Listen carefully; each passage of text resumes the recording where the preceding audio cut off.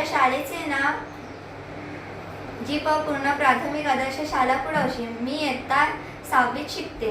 मी आज तुम्हाला खारट पाण्यावर लिंबू तरंगणारा प्रयोग दाखवणार आहे. मी 2 ग्लास घेतले, त्याच्यामध्ये 2 ह्याच्यात साधा पाणी टाकलं आणि एका ह्याच्यात मीठ टाकलं आणि हलवलं आणि दोघांमध्ये लिंबू टाकलं.